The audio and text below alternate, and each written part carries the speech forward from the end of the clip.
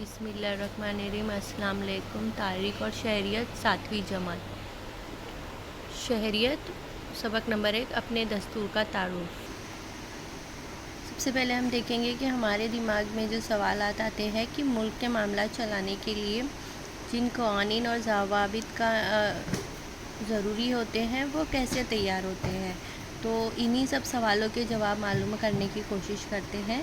تو اس میں سب سے پہلے دیکھتے ہیں دستور کا مفہوم۔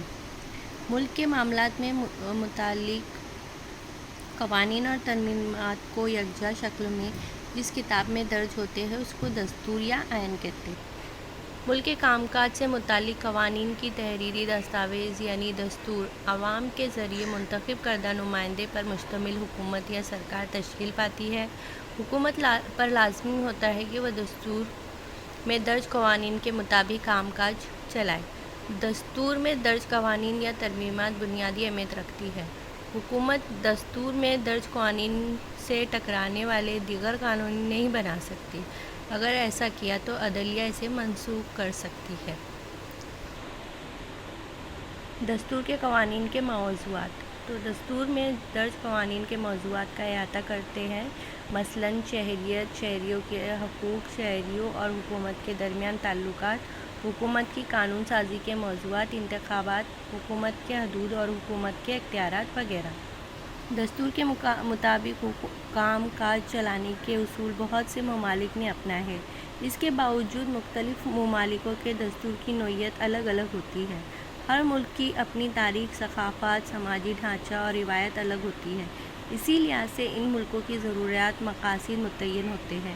ہر ملک اپنی ہی خصوصیات کو سامنے رکھتے ہوئے اپنا دستور بناتا ہے۔ دستور کی ضرورت۔ دستور میں درج قوانین یا ضابطوں کے مطابق حکومت کا کام چلانے کے کئی فائدے ہیں۔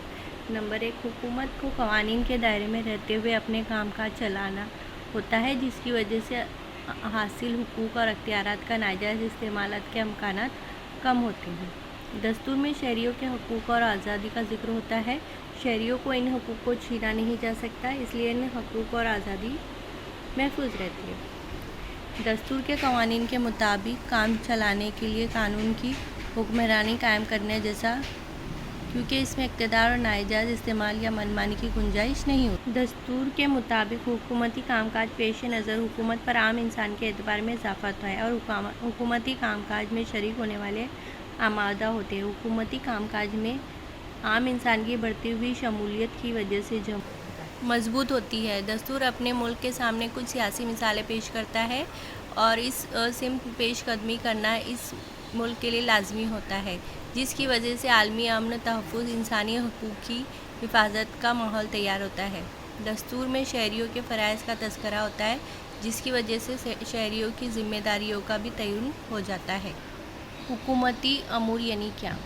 حکومتی امور میں کن باتوں کا شمار ہوتا ہے؟ ملک کی سرحد کی حفاظت کرنا، بیرونی حملوں سے ملک کی حفاظت کرنے سے لے کر غریبی دور کرنا، روزگار کے مواقع پیدا کرنا، تعلیمی اور صحت سے متعلق خدمات، صنعتوں اور کارخانوں کو فروغ دینا، کمزور طبقات کا تحفظ کرنا، خواتین، بچوں اور آدیواسیوں کی ترقی کے لیے منصوبہ بندی کرنے تک کے بارے میں حکومت کو قانون سازی کرنا ہوتی ہے۔ قوانین پر عمل آوری کے ذریعے سماج میں تبدیلیاں لانا پڑتی ہے۔ مختصر یہ کہ جدید دور میں حکومت کو خلائی تحقیق سے لے کر عوامی صفائی تک کے معاملات میں فیصلے لینے ہوتے ہیں۔ اسی کو حکومتی امور کام کاج کہتے ہیں۔ دستور کا مفہوم اور اس کی ضرورت سمجھ لینے کے بعد ہم دستور سازی کے متعلق معلومات۔ دستور سازی کا پس منظر۔ بھارت کی دستور سازی کا کام سن 1946 میں ہی شروع ہو چکا تھا۔ تحریک آزادی کے رہنماؤں کا ماننا تھا کہ آزادی بھارت کا حکومتی کام کاج انگریزوں کے تیار کردہ دستور کے مطابق نہیں بلکہ بھارتیوں کے تیار کردہ دستور کے مطابق چلنا چاہیے۔ لہٰذا بھارت کا دستور تیار کرنے کے لیے ایک کمیٹی تشکیل دی گئی جسے دستور ساز مجلس کہا جاتا ہے۔ دستور ساز مجلس۔ ہمارا ملک 15 اگست سن 1947 کو آزاد ہو گیا۔ اس سے پہلے ہمارے ملک پر انگریز حکومت کرتے تھے۔ انگریزوں نے انتظامی سہولت کے لحاظ سے ملک کو صوبہ ممبئی، صوبہ بنگال اور صوبہ مدراس ان 3 علاقوں میں تقسیم کر کے رکھا تھا۔ ان علاقوں کے انتظامی امور کی دیکھ بھال عوامی نمائندے کے ذریعے کی جاتی تھی۔ کچھ علاقوں کے انتظامی امور مقامی راجاؤں کے ذمے تھی۔ ایسے علاقے کو سنستھان، خود مختار ریاست اور ان کے منتظم کو حکمراں کہا جاتا تھا۔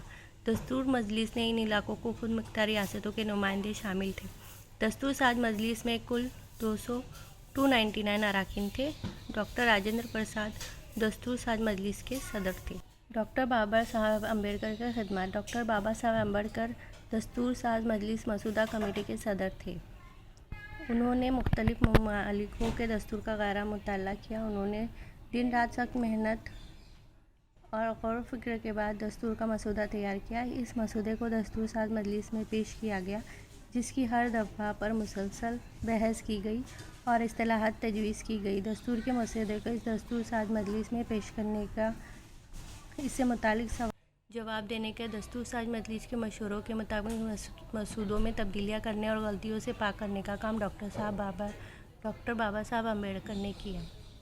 بھارت کے دستور کی تیاری میں ڈاکٹر بابا صاحب امبیڈکر کی خدمات کے پیش نظر انہیں بھارت کے دستور کا معمار کہا جاتا ہے۔ مکمل دستور تحریری طور پر تیار ہونے کے بعد دستور ساز مجلس نے اس کی توثیق 26 نومبر سن 1949 کو یہ دستور بھارتیوں پر نافذ کیا گیا، اس لیے 26 نومبر کو یوم دستور کے طور پر منایا جاتا ہے۔